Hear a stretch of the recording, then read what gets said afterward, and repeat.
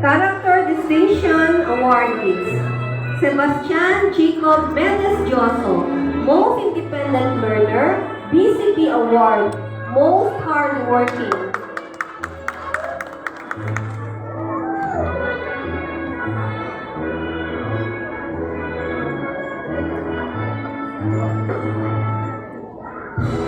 Congrats, Sebastian. Wait, that's a presser reference. Amigo. Nina Samantha Samuela Macariola, Awesome Performer Award, Yo. Best in Performing Arts and Most Punctual, Perfect Attendance.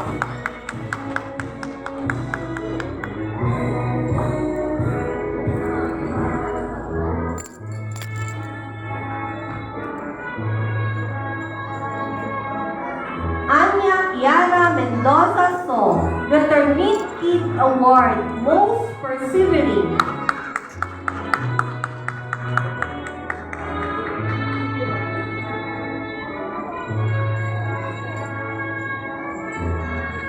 Lagay mo lang sa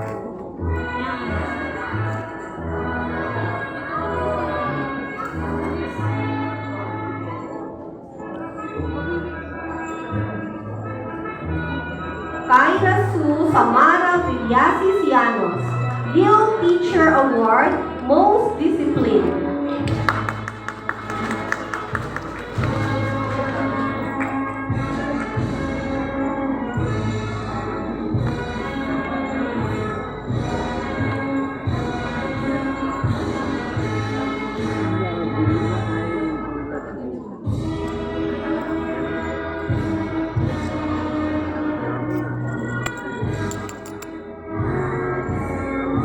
Excellence in academic and non-academic competitions: Sebastian Jacob Mendes Joso, first place in mathematics, second place in English, third place in science. Bro got the rank chart correctly. Bro got the rank chart correctly. Holy.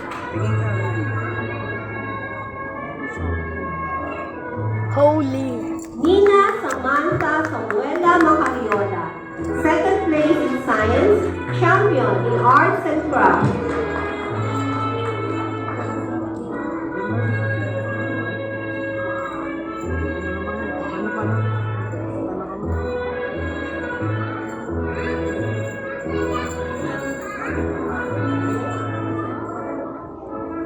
Anya Kiara Mendoza So, third place in mathematics, third place in science, third place in English.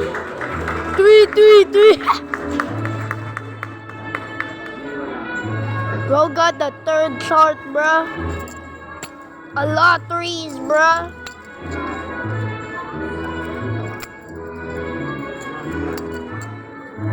I wonder why she Kyla got the Sue science. Samara Villasis Llanos, first place in English, first place in science, second place in mathematics, champion. 1, 1, 2. 1, 1, 2.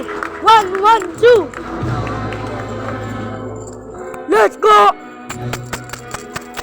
Bitch ass medals.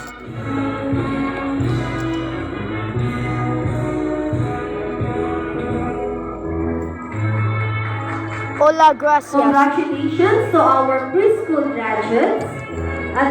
Thank you, Professor. Hola, gracias. Liga Santo. At this juncture, ladies and gentlemen, I would like to introduce to you and call on stage our valedictorian for this batch, Bert Kiefer M. Fernandez, to give his valedictory speech. Holy! Go Kiefer Fernandez! Go Burns Kiefer Fernandez!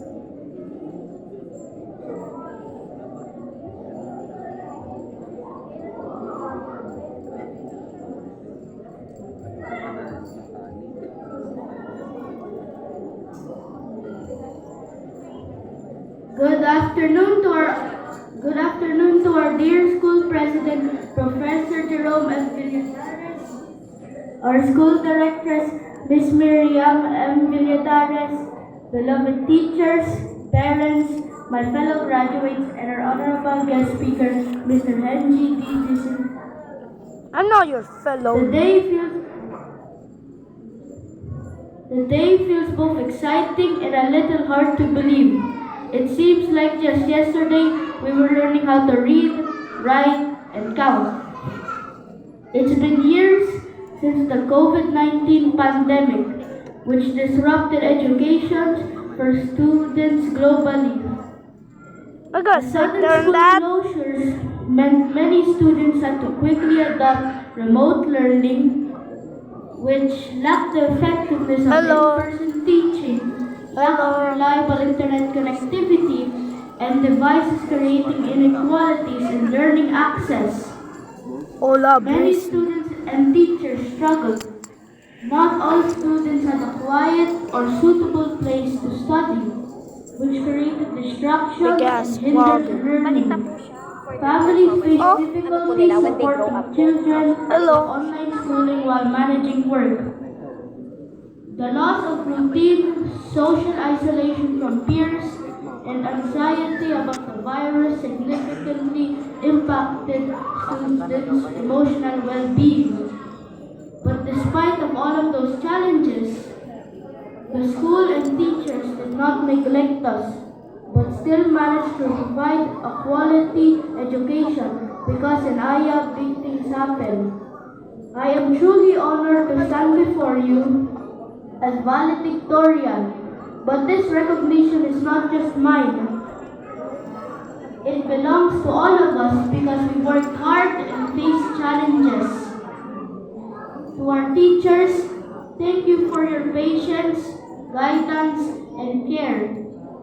You helped us grow not only as students but also as better individuals. To my parents, thank you for your love, guidance, and care. To my grandmother, Mommy Carmen, thank you for your unconditional love, sacrifices, and support. To my classmates, thank you for the memories and friendship. Our journey was not always easy, but we made it because we had each other. As we move on to the next chapter, let's keep believing in ourselves, continue to dream big, and never give up. Thanks for the info. Congratulations to all of us. Thank you, and God bless us all. I am Bernski from Magalang Fernandez, your valedictorian of school year 2025 to 2026. Thank you very much. Holy! Nice, Call boy! on our fellow grade 6 students, graduates, to join Kiefer on stage to present your graduation. Thanks.